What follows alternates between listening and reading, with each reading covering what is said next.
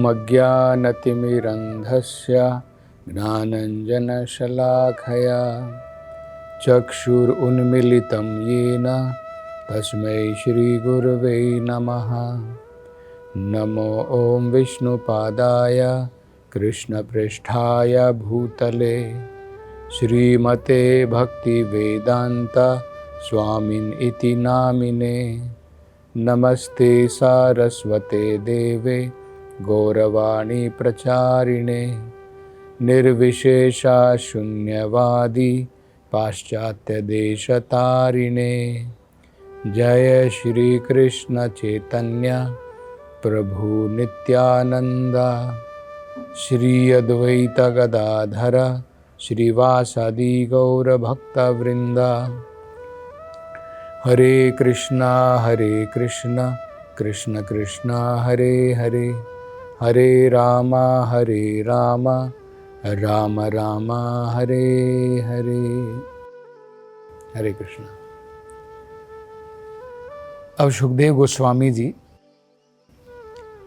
और आगे महाराज भरत के बारे में वर्णन करते हैं और एक घटना जो घटी उसके बारे में बताते हैं। एक दिन क्या हुआ, भरत महाराज अपनी दिनचर्या पूरी करने के बाद उन्होंने स्नान किया। स्नान करने के बाद गंडकी नदी के किनारे पर बैठ गए। भगवान के ऊपर ध्यान लगा करके उन्होंने मंत्रों का उच्चारण प्रारंभ किया। तो जब वो मंत्रों के उच्चारण में लगे थे, वहीं उनके निकट एक हिरणी मतलब मादा हिरण जो गर्भवती थी, बड़े प्यास के साथ में वहां पर पानी पीने के लिए आई और बड़ी संतुष्टि के साथ में उस नदी का पानी पी रही थी कि वहां पर नजदीक में बहुत ही पास एक सिंह की गर्जन उसने सुनी। वहीं पर निकट एक शेर था जो जोर से दहाड़ा गर्जन की। उसकी आवाज को सुनकर के जो पास में जानवर थे सब भागने लगे। इस हिरणी ने भी अभी पूरा पानी भी नहीं पिया था, उसकी प्यास बुझी नहीं थी, लेकिन अपनी जान को बचाने के लिए तुरंत उसने नदी में छलांग लगा दी। और क्योंकि भय के कारण उसने नदी में छलांग लगाई थी और वो गर्भवती थी, उसने बच्चे को जन्म नदी में ही दे दिया। तो उसका बच्चा उसके गर्भ से सीधा पानी में जाकर के गिरा और नदी के बहाव में बहने लगा। तो ये देख करके ये हिरणी बहुत दुखी हो गई। किसी न किसी प्रकार से इसने नदी पार की, लेकिन क्योंकि अपने बाकी बाकी के हिरण थे, हिरण के जो झुंड थे, उनसे अलग होने के कारण और अपनी संतान को बहते हुए देख करके इस दुख के कारण इस हिरणी ने अपने प्राण त्याग दिए।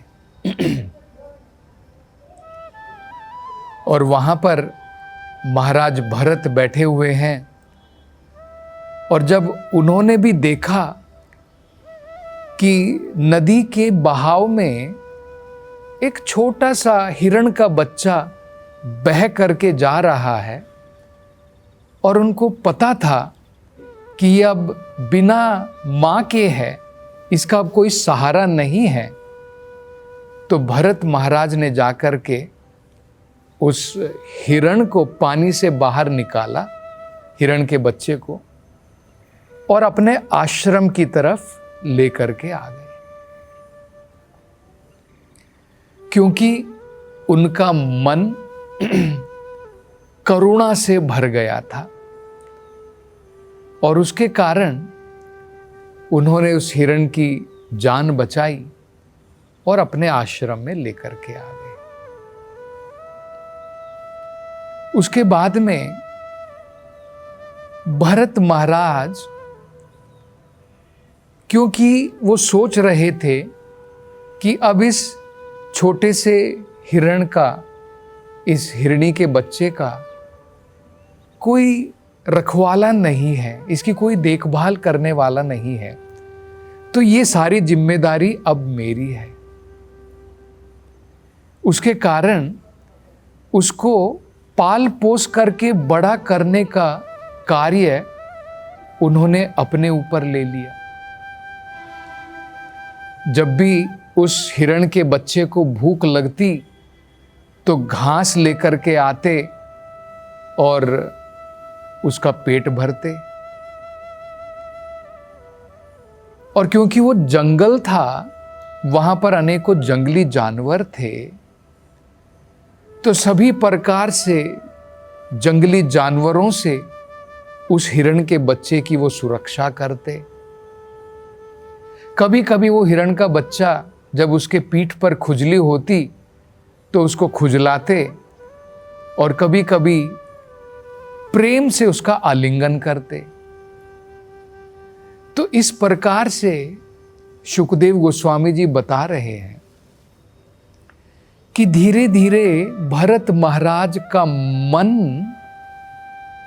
भगवान की जो वो भक्ति में लगे थे, उसके जो वो नियमों का पालन कर रहे थे, उनकी जो वो दिनचर्या थी भगवान की भक्ति करने की, अब धीरे धीरे उसमें कमी आनी प्रारंभ हो गई। वो मंत्रों का जाप करते थे, तपस्या करते थे, अब धीरे धीरे उन्होंने क्या किया, वो छोड़ना प्रारंभ कर दिया, और उनका मन ज्यादा से ज्यादा अब इस हिरण की देख रेख में जाने लगा।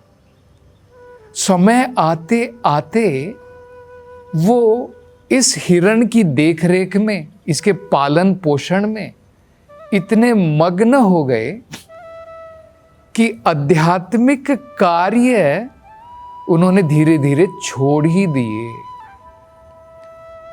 तो जितनी उन्होंने भगवान की भक्ति में प्रगति की थी, उस स्थान से उनका पतन हो गया।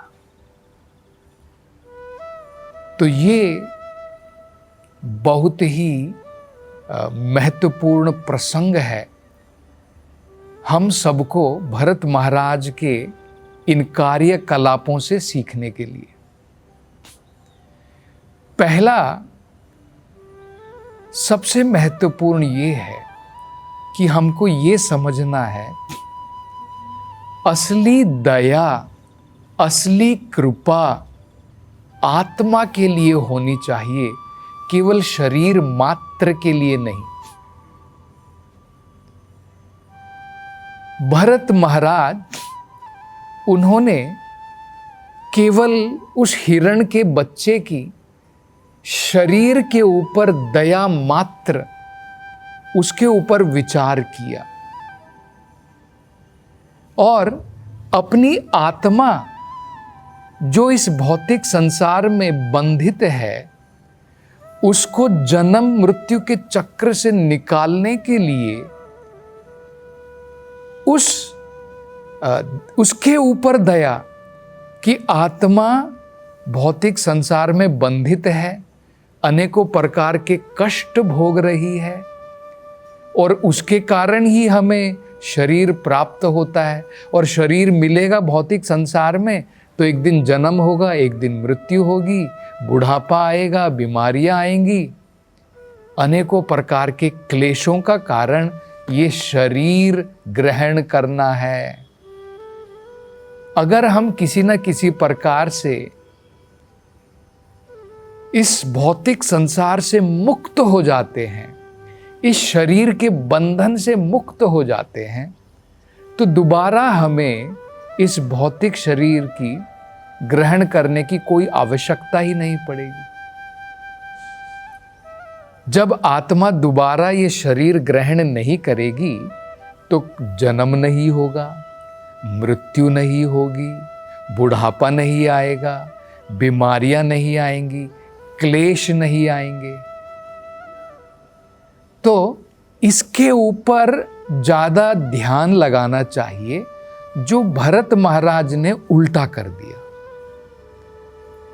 एक साधु होने के नाते उनका कर्तव्य था कि वो जो हिरण का बच्चा डूब रहा है उसको बचा करके लाना, और सबसे महत्वपूर्ण था उसके साथ में, उसके जीवन में एक आसक्ति ना बन जाए, ये उनको जो है ख्याल रखना था, सतर्क रहना था कि कहीं मैं इस हिरण के बच्चे को बचाते बचाते मैं अपना घर बार सब छोड़ करके आया हूं, मेरी जो पहले की जीवन की आसक्तियां थी उन सब का त्याग करके मैं यहां पर आया हूं, तो अब मैं दोबारा भौतिक जीवन से आसक्त ना हो जाऊं, ये सतर्कता उनको रहनी थी। तो वो सतर्क नहीं थे, उसके कारण क्या हो गया, उनका मन फिसल गया और धीरे धीरे इस हिरण के बच्चे के ऊपर उनका ध्यान ज़्यादा जाने लगा और भगवान के ऊपर ध्यान कम हो गया, आध्यात्मिक प्रगति के ऊपर ध्यान कम हो गया। तो ये सतर्कता हमें बरतनी चाहिए, ये सीख महाराज भरत से लेनी चाहिए, उनके कार्यकलापों से। ये हमारे लिए एक बहुत बड़ी सीख है। पहला कि हम जब भौतिक आसक्तियों का त्याग करते हैं, हमें उन चीज़ों का त्याग कभी नहीं करना चाहिए जिनके द्वारा हम भगवान की भक्ति में आगे बढ़ सकते हैं, जिनके द्वारा आध्यात्मिकता में आगे बढ़ सकते हैं। भगवान कृष्ण भी भगवद गीता में कहते हैं, संन्यास लेने के बाद भी तपस्या, दान करना और यज्ञ करना, इन 3 चीजों का त्याग नहीं करना चाहिए। संसार का त्याग कर दिया, भौतिक आसक्तियों का त्याग कर दिया, लेकिन इन 3 चीजों का त्याग नहीं करना चाहिए। सन्यासी बनने के बाद भी हमें तपस्या में लगे रहना चाहिए, हमें दान करना चाहिए और हमें भगवान की संतुष्टि के लिए यज्ञ करना चाहिए। और कलयुग में सबसे बढ़िया यज्ञ जैसे भागवतम में दिया है, यज्ञ संकीर्तना प्रायेर यजंती ही सुमेधशाह। कलयुग में भागवत में कहा है सबसे बढ़िया यज्ञ क्या है? संकीर्तन यज्ञ है। भगवान के नाम का जप करना, भगवान के नाम का कीर्तन करना और उसका श्रवण करना, यही सबसे बढ़िया यज्ञ है। दूसरा, हमें ये भी समझना चाहिए कि हमने ये तो समझ लिया कि दान, यज्ञ और तपस्या को नहीं छोड़ना चाहिए किसी भी परिस्थिति में, संन्यास लेने के बाद भी। दूसरा, हमें ये ज्ञान अनुभव रहना चाहिए कि दया शरीर से ज्यादा आत्मा के ऊपर हो। और अगर हम आत्मा के ऊपर दया करते हैं तो सभी प्रकार के दुखों से हम छूट सकते हैं। सबसे बढ़िया चैरिटेबल काम अगर कुछ है तो वो ये है कि हम किसी व्यक्ति को भौतिक संसार के सभी दुखों से निकाल सके। मान लीजिए एक व्यक्ति गरीब है, हम दान पुण्य करते हैं, बढ़िया बात है। हम चैरिटी करते हैं, उसको रोटी देते हैं, कपड़ा देते हैं, मकान देते हैं, बढ़िया बात है। लेकिन वो उसके सारे दुखों का निवारण तो नहीं कर सकेगी। जीवन में तो अनेकों प्रकार के कष्ट आते हैं, तो हम व्यक्ति के इस प्रकार के भौतिक कार्यों के द्वारा उसके सारे दुख तो नहीं मिटा सकते। तो अगर हम शरीर के साथ साथ में आत्मा के ऊपर कृपा करना सीख लें कि भाई ये व्यक्ति जो है अनेकों प्रकार के दुख भोग रहा है, इसका मूल कारण क्या है? ये शरीर है कि हमें बार बार भौतिक शरीर ग्रहण करना पड़ता है, और शरीर मिलेगा तो अनेकों प्रकार के दुख तो जरूर मिलेंगे कर्म के अनुसार। तो अगर मैं कर्म बंधन से मुक्त हो गया तो शरीर से मुक्ति मिल जाएगी, दोबारा हमें शरीर धारण करने की जरूरत ही नहीं पड़ेगी। आध्यात्मिक शरीर की प्राप्ति हो जाएगी जिसमें कोई जन्म नहीं, कोई मृत्यु नहीं। एक आदमी अगर पानी में डूब रहा है, उसके अगर हम वस्त्र को बचा करके ले आएं और हम सोचे कि मैंने व्यक्ति को बचा लिया है, ये गलत है, ये भूल है। हाँ भाई, व्यक्ति डूब रहा है, उसको वस्त्रों के साथ में बचा करके बाहर निकाल के लाए तो ठीक है, शरीर भी बच गया। और आत्मा के ऊपर सबसे महत्वपूर्ण है शरीर। अगर मान लीजिए कपड़े डूब भी गए, अगर आप व्यक्ति को बचा लेते हैं तो वो व्यक्ति बच जाता है। आप कपड़ों को बचा करके ले आए, व्यक्ति डूब गया, कोई फायदा नहीं है। तो ये बहुत बढ़िया सीख हम सीख सकते हैं। अब आगे इस विषय में शुकदेव गोस्वामी जी क्या बताते हैं, इसकी चर्चा हम अगली कथा में करेंगे। हरे कृष्णा।